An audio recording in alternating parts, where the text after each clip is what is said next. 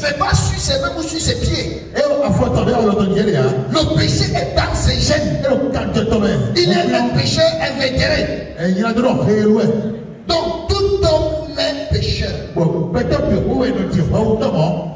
devient pas pécheur. On est pécheur. Est-ce que quelqu'un dit amen? On est pécheur.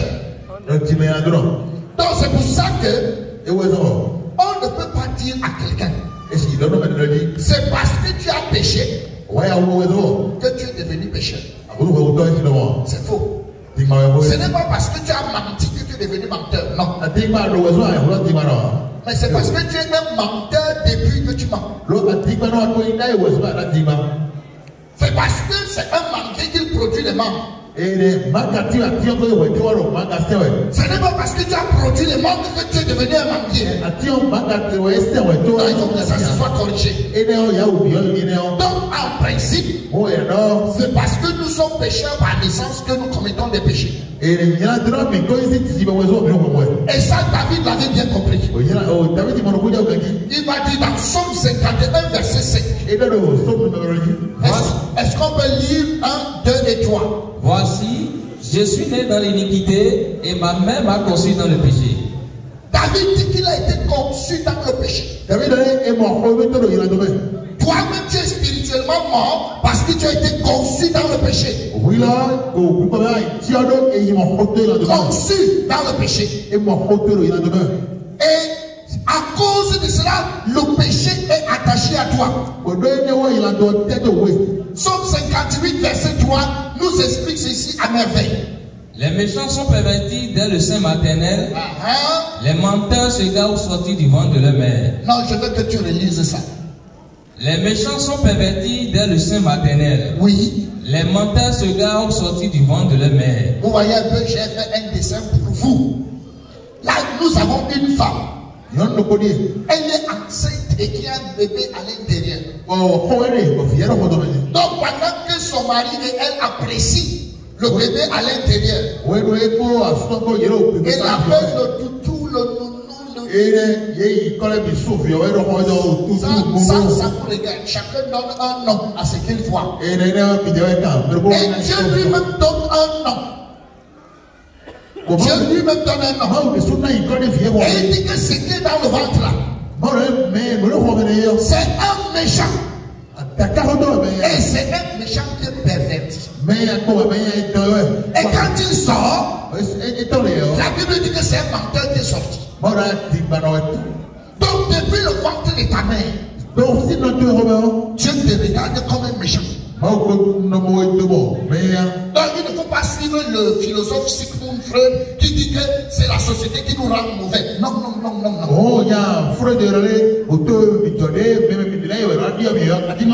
Au contraire, c'est la société qui nous calme. Parce que si on enlève les lois, notre côté animal va se manifester. C'est la loi et les prisons qui nous calment. Mais cela ne veut pas dire que nous soyons bons. Non, non, mais c'est que nous sommes méchants depuis le début. Et c'est pour ça que Dieu n'a pas l'intention de te voir au ciel.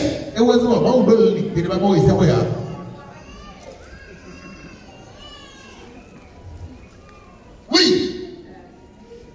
Dans Genèse chapitre 8, verset 21, il dit: L'Éternel sentit une odeur agréable. Et l'Éternel dit en son cœur: oui. Je ne maudirai plus la terre à cause de l'homme. Parce que les pensées du cœur de l'homme sont mauvaises dès sa jeunesse. Attends, les pensées sont mauvaises quand? Dès sa jeunesse. Donc il est mauvais dès sa jeunesse. Il est mauvais. Dieu voit un homme comme un impur et un égaré. Écoutez un peu ce que Dieu dit par la bouche de Jean. Qu'est-ce que l'homme pour qu'il soit pur? Qu'est-ce que l'homme pour qu'il soit pur? Celui qui est né de la femme peut-il être juste? Est-ce que celui qui est né de la femme peut être juste? Je me suis posé la question. Dieu voulait qu'on est qui? Oh, chacun de nous ici, nous sommes nés de la femme. Dieu dit que celui qui est né de la femme, c'est impossible qu'un individu pareil aille au ciel. Parce que dès qu'il est né de la femme, il est déclaré impur. Et écoutez même son français. Moi, quand j'étais à l'école primaire, je crois que c'est pour beaucoup de personnes ici. On nous disait que quand il faut parler quand il faut interroger par rapport à un homme, on dit qui est-ce? Et quand c'est une chose, on dit qu'est-ce que? C'est comme ça ici au Bénin. Mais quand Dieu parle, il dit que qu'est-ce que l'homme? Je vais te dire ça en français du quartier. L'homme, c'est quel truc? L'homme, c'est quel truc? Donc, quand toi tu marches ici au quartier, tu tapes à poitrine que vous connaissez à qui vous avez affaire. Dieu regarde aussi au ciel. C'est quel truc qui fait bruit là? Les anges demandent, on l'écrase. Dieu dit ne perdez pas le temps, vous avez beaucoup à faire. On va tous les pousser en enfer en gros. Dans Jean chapitre 25, verset 4, il est dit: comment l'homme serait-il juste devant Dieu? Il demande que comment un homme peut être juste devant Dieu.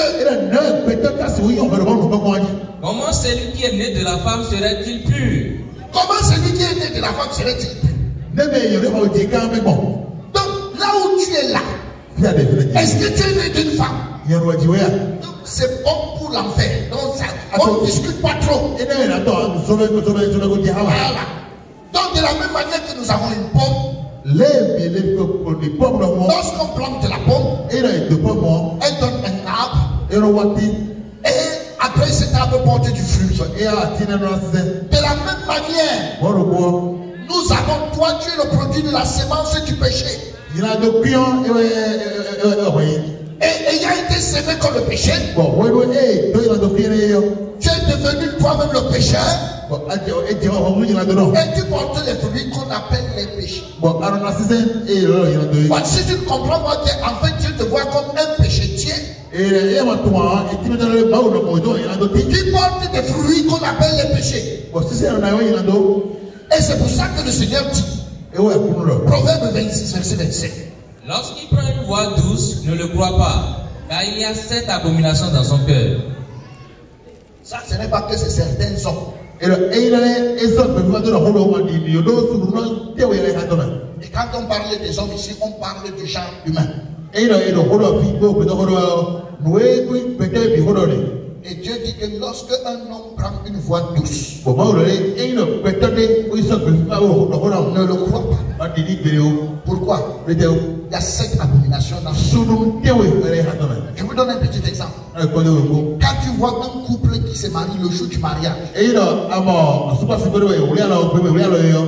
entendez les mots que l'homme sort de sa bouche, tu ne peux pas t'imaginer que 6 mois plus tard, il va bastonner la femme là correctement.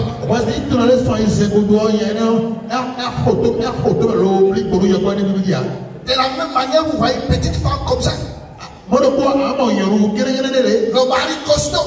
Le jour du mariage, ce sont les belles paroles. Et un jour, vous venez là pour enterrer le gros monsieur. On dit qu'est-ce qui s'est passé? La petite femme l'a dit. Donc quand il parle, ne le crois pas. Un homme vient pour un prêt d'argent. Mon frère, j'ai des soucis, trouve-moi 10 000. Je te donne ça en début de semaine. S'il te plaît, que je te cherche pas, tu m'envoies mon argent. S'il te plaît, que je te cherche pas, tu m'envoies mon argent. Pour lui donner. Début de la semaine, tu l'appelles. Après 3 jours. C'est comment mon frère te dit, non, je pense encore trouver, sinon je t'aurais appelé. Donne-moi encore 3 jours. La semaine passe. Tu le rappelles, le numéro ne passe pas. Tu changes de numéro et tu l'appelles par call box. Et finalement, il décroche. Tu dis que mon frère, j'essaie de t'appeler depuis pour mon argent. Il te dit ouais. Les gens ont des têtes de millions ici, ils dorment. Je vous dis 10 000 que tu m'appelles matin, midi, soir.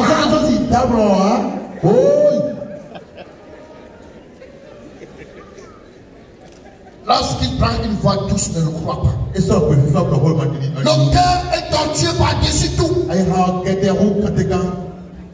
cœur est tortué par-dessus tout et il est méchant. Et le Seigneur dit, qui peut le connaître? Tu es avec moi, qui peut le connaître? Même le propriétaire du cœur ne connaît pas son cœur. Là où tu es assis, toi-même, tu ne sais pas de quoi tu es capable. Bonjour, monsieur. Vous pouvez tuer quelqu'un?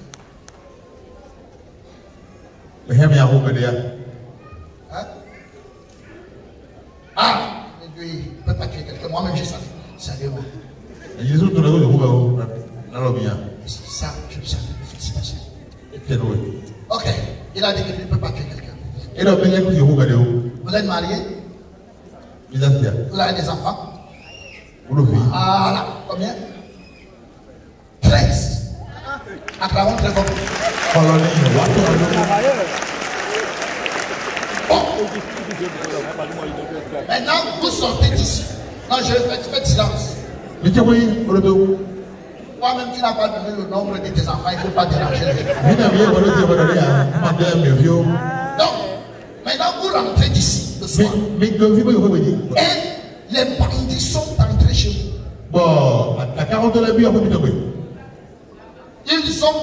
Ils ont oublié la porte ouverte. Ils ont tué 10 de vos enfants. Ils ont égorgé. Et ils sont couchés par terre. Ils ont tué votre femme. Et ils veulent tuer le dernier, les 3 derniers. Mais un est tellement virulent et il se bat. Et il a tapé le pistolet du bandit. Et le pistolet du bandit, vous êtes debout devant la porte et le pistolet est venu tomber entre vos pieds.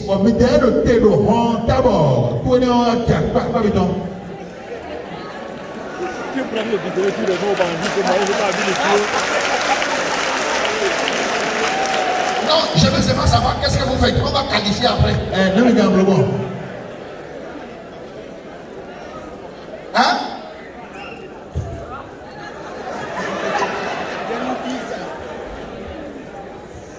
Je prends l'arme et je vise direct.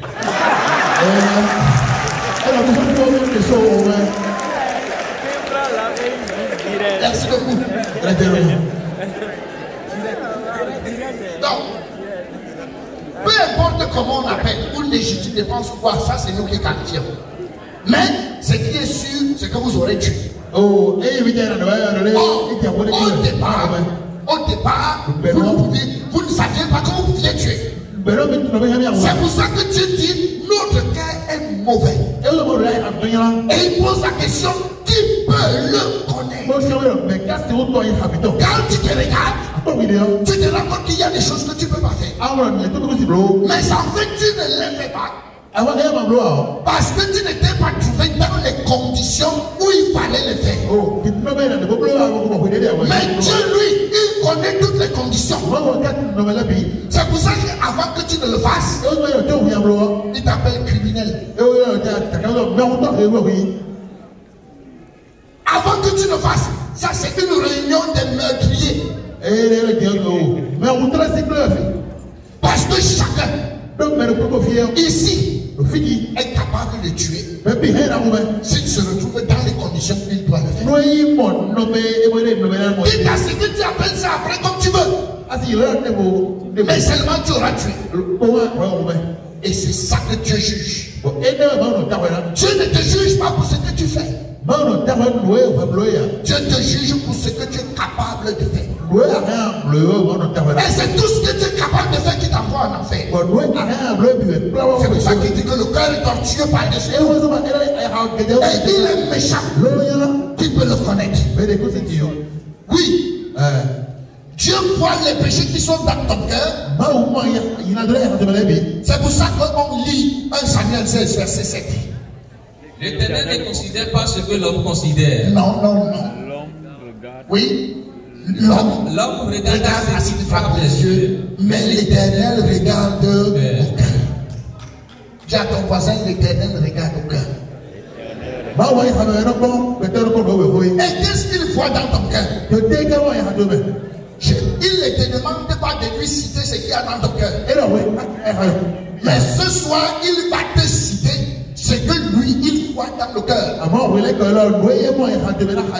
Si on pose un cœur ici, toi tu vas voir ça rouge avec les ventricules à l'intérieur. Et Dieu va t'expliquer ce qui est dans ton cœur en tant que conscience. Explique. Oui, vas-y. Car c'est du dedans, c'est du cœur des hommes que sortent les mauvaises pensées. Non, lis doucement. Ça sort quoi? Les mauvaises pensées. Quoi? Les adultères. Les impudicités. Les meurtres. Les vols. Les cupidités. Les méchancetés. La fraude. Le dérèglement. Regard envié. La calomnie. L'orgueil. La folie. Toutes ces choses sortent du dedans et souillent l'homme. Ça sort du dedans et ça suit l'homme. Alors si tu es un homme, il y a tout ça. Avec tout ça, comment penses-tu que tu vas pointer ton nez au ciel? Nous ne sommes pas ici dans les affaires du quartier.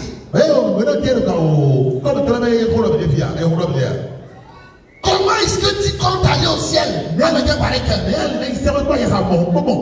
Donc tout ça c'est dans le cœur.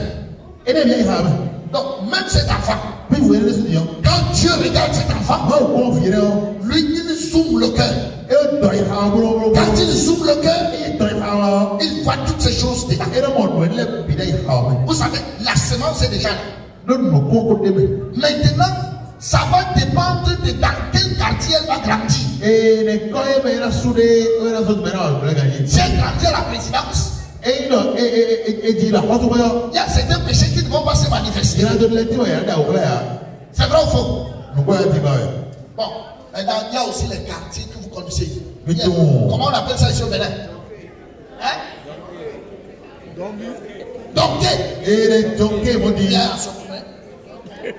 Songo. Donc, s'il grandit à Songo, là-bas la terre est fertile. Tout ce qui est dans le cœur produit. Donc, c'est dans le cœur. Même si ça ne sort pas, c'est là.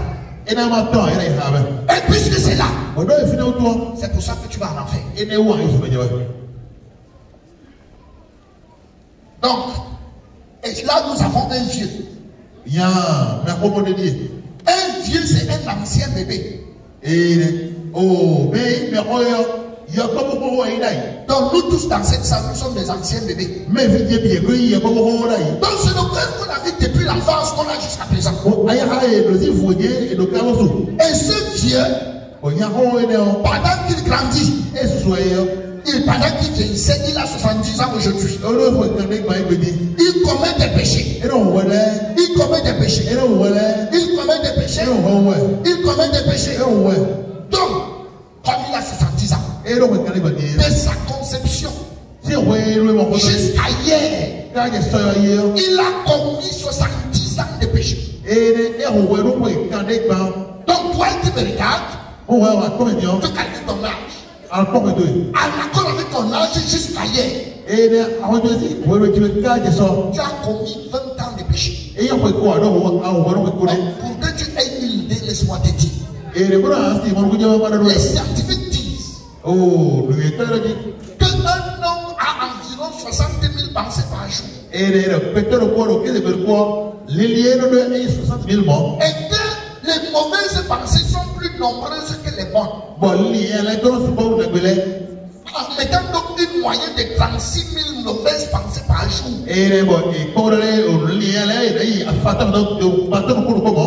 Tu penses que tu te retrouves où? Et tu multiplies par ton âge. Donc ce monsieur a 70 ans de péché passé. Et là, il y a les péchés qu'il a fait depuis le matin jusqu'à cette heure-ci. Et ça, ce sont les péchés présents.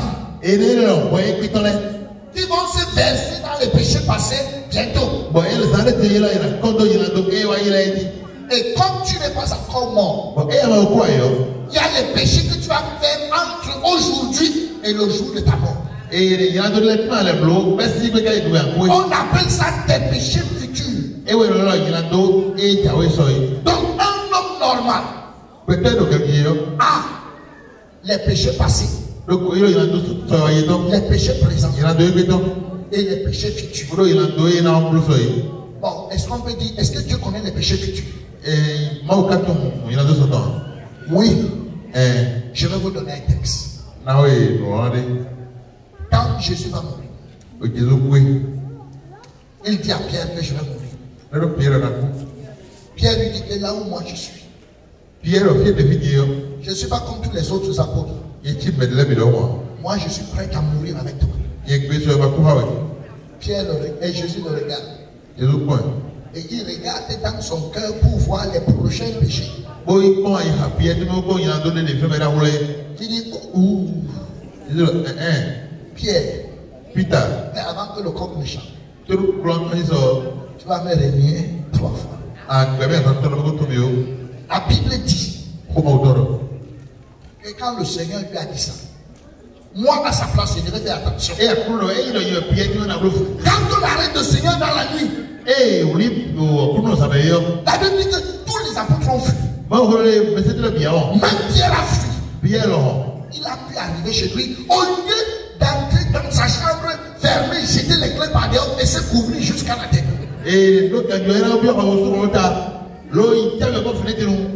La Bible dit qu'arrivé dans sa maison, son frère dit seulement qu'il doit sortir.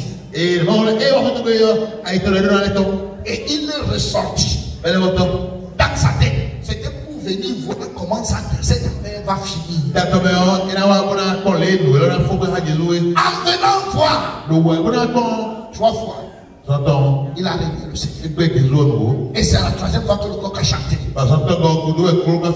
quand le coq chante, les yeux de Jésus et ses yeux se rencontrent. Et Jésus lui dit, je t'avais dit quoi? Donc là où tu es, toi-même tu as les péchés futurs. Là où tu es assis.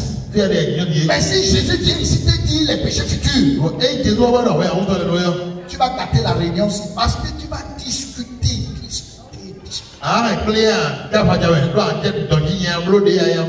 C'est pour ça qu'il préfère qu'on laisse arriver et tu vas gérer. Donc un homme normal, là où tu es assis, tu as les péchés passés, tu as les péchés présents, tu as les péchés futurs.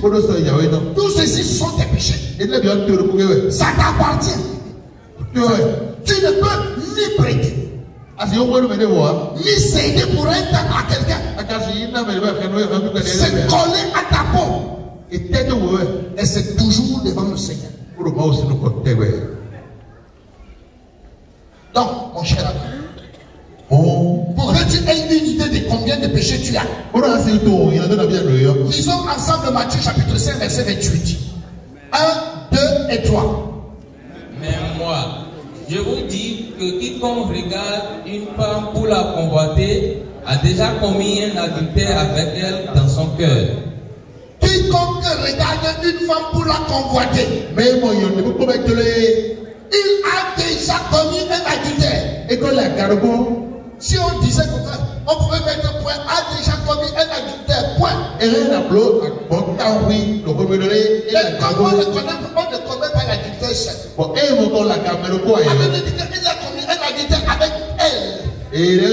et la cargo, Comme le bonhomme qui sort de la prière. et il y a été dit, oh, dérober aussi.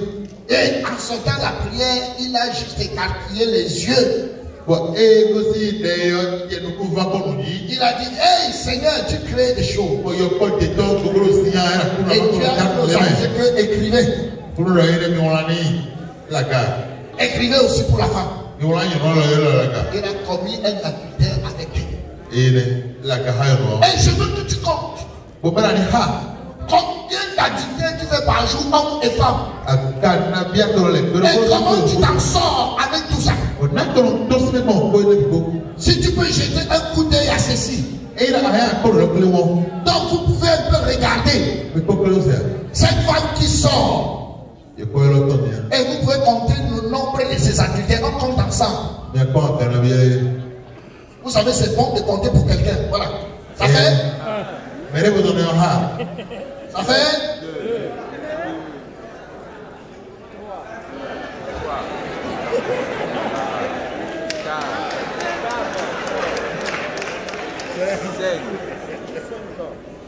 6. Donc, vous-même vous préparez, c'est un petit tronçon. Allez, clair, le Mais toi-même imagine. Voilà ce que vous dites. Tu peux compter pour avoir une idée. À quoi? À toi, quoi? Et ça ne laisse pas, même les yeux. Mais pour le il faut que l'on fasse. Quand vous regardez ce vieux, la photo est bien sur le mur, il cherche quoi par devant. Qu'est-ce qu'il veut bien voir par derrière? Il va pas regarder. Hein? Photo de toi, on n'est pas regardé plus, non? Oh. Matthieu chapitre 5, verset 22. Mais moi, je vous dis Oui. que quiconque se met en colère contre son frère mérite d'être puni par les juges. Oui. Que celui qui dira à son frère Raka mérite d'être puni par le Sanhédrin. Oui. Et que celui qui lui dira insensé mérite d'être puni par le feu de la hyène. Donc il suffit d'avoir dit mouf à quelqu'un. Dieu dit jetez-le en enfer. Comme celui-ci. Je ne sais pas qu'est-ce qu'il dit. Mais ce qu'il vient de faire là, c'est pas bon. Alors si vous voulez donner à manger à quelqu'un, ou si vous arrivez chez moi pour manger, il y a 2 copes. Et je dois vous servir. Qu'est-ce que vous préférez? Le cope en porcelaine ou bien en carton? Certainement le cope en porcelaine. Mais dès qu'on regarde l'intérieur, complètement ça. C'est la même chose avec vous. Quand vous chantez n'importe cantique, Dieu peut tourner les regards. Mais quand il voit l'intérieur, c'est complètement rejeté. Et on ne peut pas servir Dieu tant qu'on est spirituellement mort. Donc, quand vous êtes spirituellement mort, plein de péchés, même si vous vous habillez bien, les yeux de Dieu traversent votre costume et voient votre corps, voient votre cœur. Même si vous êtes gentil, les yeux de Dieu traversent votre gentillesse et voient votre cœur. Même si vous parlez en langue,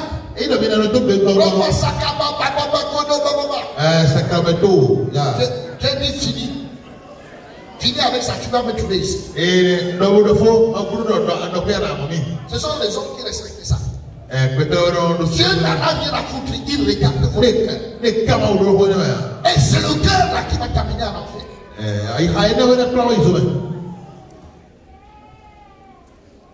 Alors, Dieu te voit parce que tu es spirituellement mort. Dieu te voit comme quelque chose de saint.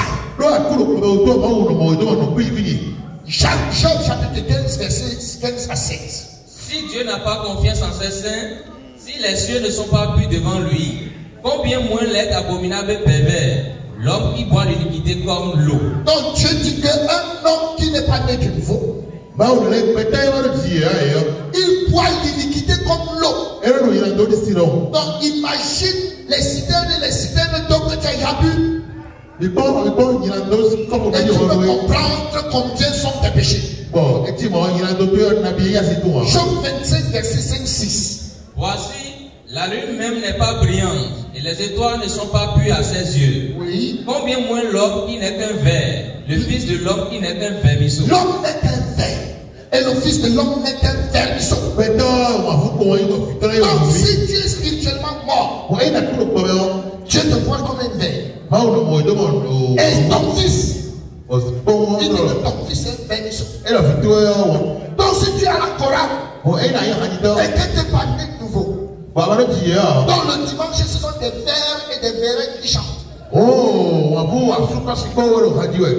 Et ça là Dieu ne peut pas accepter. Il valait mieux ne pas chanter. Alors regardez ici, nous avons des asticots qui sortent d'un WC naturel du village. À l'intérieur, nous avons un qui est sale, il est dans la merde. Après ça, nous avons un qui monte sur la paroi, on l'appelle normal. Celui qui est sur la planche est propre. Et celui qui est sorti est sain. Lavé dans du javel. Je voudrais donc te poser la question si pendant que tu manges, il tombe dans ton repas. Est-ce que tu continues à manger parce que... Quel est ton problème? Tu manges ou tu manges plus? Ah ouais, parce que tu supportes pas l'asticot. Vous-même, vous savez que depuis qu'on vit, on n'a jamais entendu que le mille pattes a mordu quelqu'un. Mais si un mille pattes apparaît là, il traverse pour aller là. Il n'est même pas sûr qu'il va arriver ici en vie. Parce que dès qu'il apparaît là, les gars vont chercher un autre chrétien. Il vous a fait quoi? Donc le seul problème, il énerve à cause de sa nature. Donc, dès qu'on le voit, on est énervé parce que son nom c'est mille pattes. Donc on n'a pas envie de le voir. Donc, un jour je discutais avec quelqu'un. Et c'était une dame. Elle me dit, ne me vois pas comme ça. Dieu ne pourra pas me jeter en enfer facilement. Parce que là où je suis, si je me mets à pleurer, même si c'est comment tu auras pitié. Mais le problème avec Dieu, c'est qu'il n'aura pas le temps pour ça. Que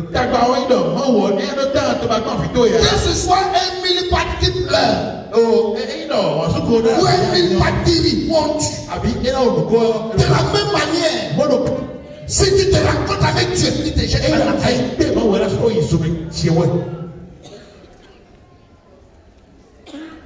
Agé chapitre 2, verset 13. Et Agé dit, si quelqu'un souillé par le contact d'un cadavre, toutes ces choses seront-elles souillées? Les sacrificateurs répondirent, elles seront souillées. Donc Dieu dit, si quelqu'un touche à un cadavre, tout ce qu'il va toucher après, c'est souillé. Si tu touches à un cadavre, et après tu touches à toute autre chose, c'est souillé. Mais en ce qui nous concerne, tu n'as pas touché à un cadavre. Tu portes le cadavre en toi parce que tu es spirituellement mort. Ça veut donc dire que tout ce que tu touches est souillé. Tu réponds après moi. Tes chansons. Je n'entends pas. Tes chansons. Tes offrandes. Ta prédication. Tes dîmes. Donc ça ne sert à rien tout ça là. Et normalement, un pasteur normal ne doit pas prendre l'argent de quelqu'un qui est spirituellement mort. Parce que quand quelqu'un n'est pas sauvé, quand quelqu'un n'est pas né de nouveau, il ressemble à un tombeau blanchi. Il est comme les pharisiens de cette époque. Matthieu chapitre 23, verset 27. Matthieu chapitre 23, verset 27. Malheur à vous, scribes pharisiens hypocrites, parce que vous ressemblez à des sépulcres blanchis qui paraissent beaux au dehors et qui au dedans sont pleins d'ossements de mort et de toute espèce d'impureté. Voilà. Donc quelqu'un comme celui-ci, il est plein d'impureté. Il a les péchés passés. Il a les péchés présents. Il a les péchés futurs. Et il est spirituellement mort. Avec ça, comment peut-il aller au ciel? Donc Dieu dit, un pareil monsieur, même s'il se lave avec du nid, et il emploie beaucoup de potasse, ton iniquité resterait marquée devant moi. Tu le sais. Non, ne te laisse pas si tu vas te baptiser pour laver tes péchés. Dieu t'a vu venir et il t'explique.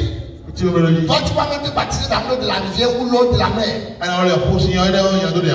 Il te dit que ajoute les détergents. Tu ajoutes la potasse.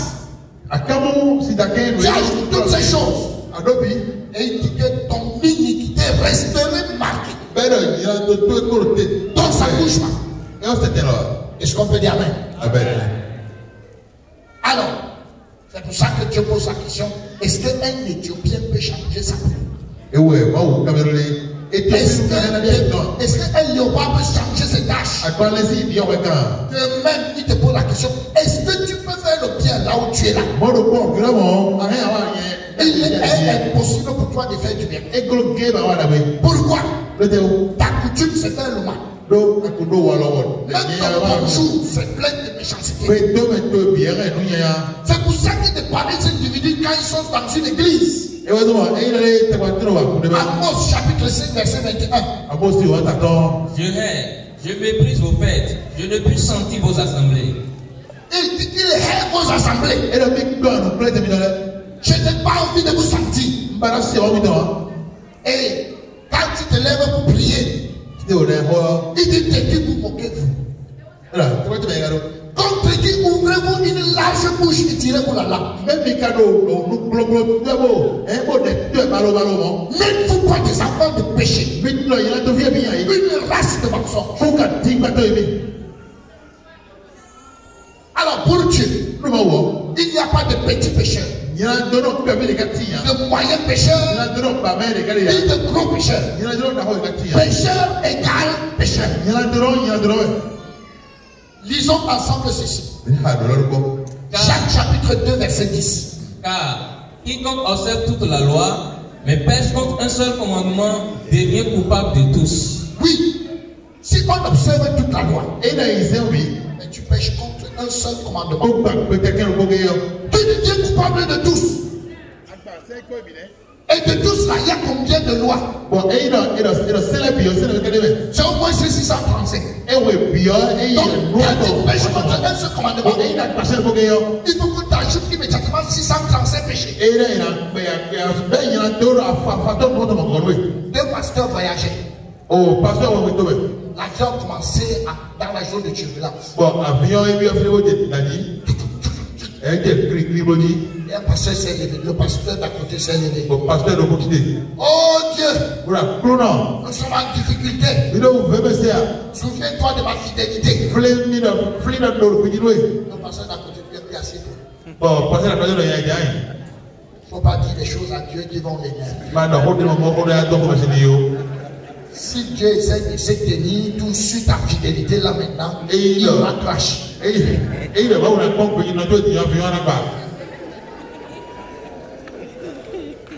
le pasteur a voulu discuter. Il lui a cité Jacques 2:10. Il a lu Jacques 2:10. Il a dit ok. Pasteur, tu as raison. Il a changé la prière. Seigneur, aie pitié de nous. Le pasteur lui a dit c'est mieux ainsi. Ils sont bien acclamés très fort pour le Seigneur.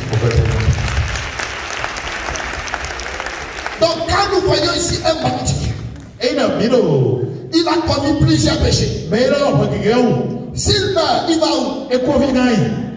En enfer. Je veux dire. Si nous avons ici quelqu'un d'autre, Mais vous dire. il s'appelle Norman. Peut-être qu'il Il n'a que commis 10 péchés. ouais, ouais, où? S'il meurt, il va où? Et quoi vient là? En enfer. Je veux. Et maintenant, il n'y a que toi ici. Bon, mais vous dites maintenant. Et toi, tu n'as que commis un péché. Bon, ouais, mais là, on peut dire. Il y a de l'autre côté, ouais, Si tu meurs, donc, on fait comment? oui, mais on vient à quoi vient là? Où? En enfer. Je veux dire. Et là, maintenant, on pose les vraies questions. Bon, fais bien là. Qui pourra monter à la montagne de l'éternel? Qui s'élèvera jusqu'à son Dieu saint? Mais quand il était dans le Celui qui a les mains innocentes. Est-ce qu'il y a donc quelqu'un qui a le cœur pur ici? On va le trouver où? C'est assez difficile.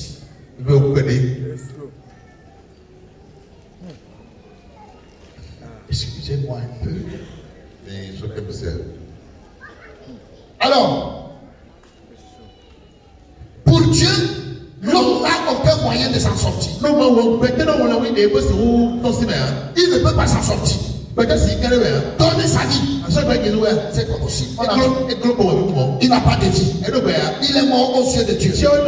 Confesser ses péchés, il ne peut rien. Et Dieu ajoute, celui donc qui se fait ce qui est bien et qui ne le fait pas comme un péché.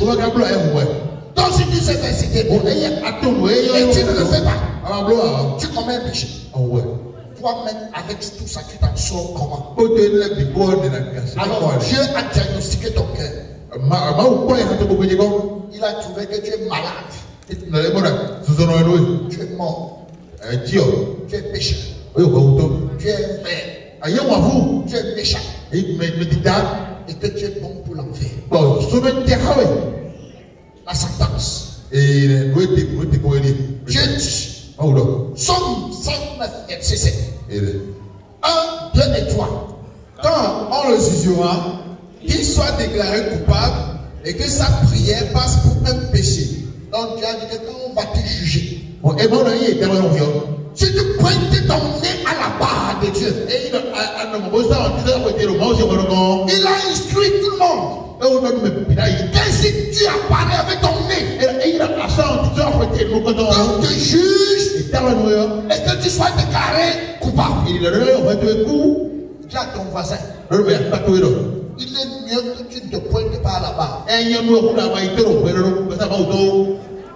Parce que si tu te pointes, la sentence est déjà là.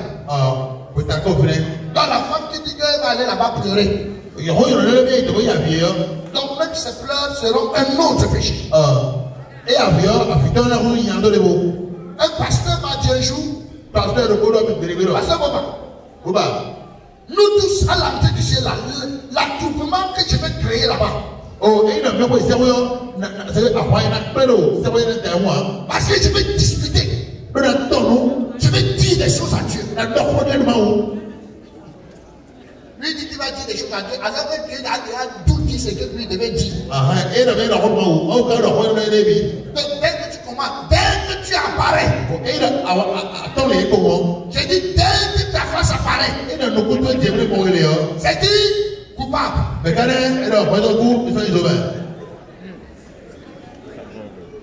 Donc, l'enfer est incontournable. Pourquoi? Le salaire du péché, c'est la mort. Oui. Ce sera jeté en enfer. Comme ça. Pourquoi? Ils les jeteront dans la fournaise ardente. Là où il y aura des pleurs et des grincements dedans. Quiconque ne fut pas trouvé écrit dans le livre de vie fut jeté dans les temps de feu.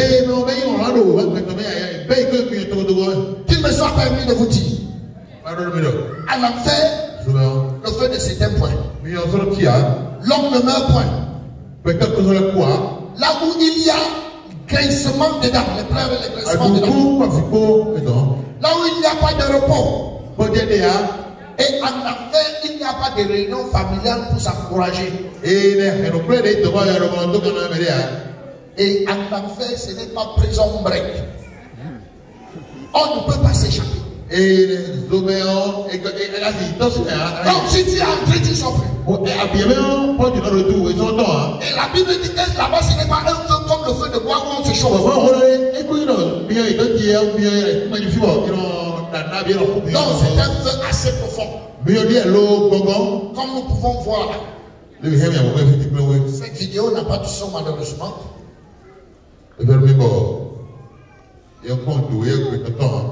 Tout le monde sera assis devant le grand trône.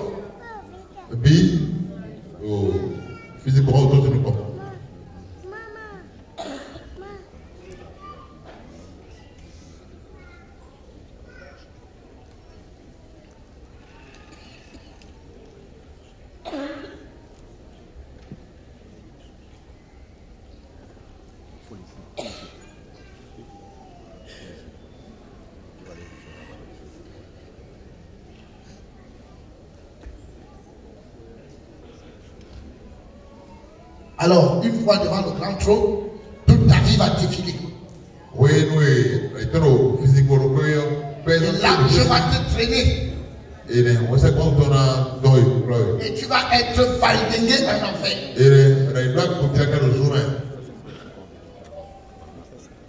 Et là, rien à faire. C'est un lac de feu.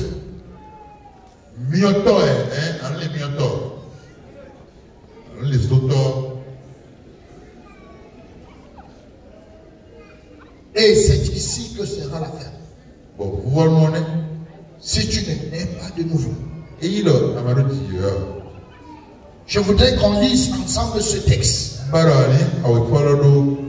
2 et 3. La crainte n'est pas dans l'amour. Oui, mais l'amour parfait bannit la crainte.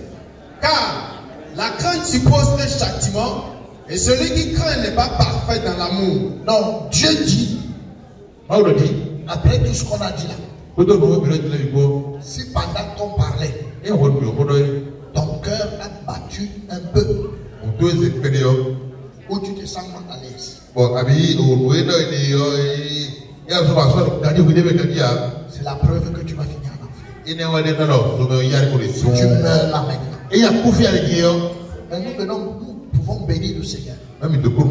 Parce qu'on n'est pas encore mort. C'est pour ça donc que maintenant, on va engager, je vais expliquer comment Dieu peut sauver un homme. Et si ça t'intéresse de comprendre ça, est-ce que tu peux acclamer très fort pour ça?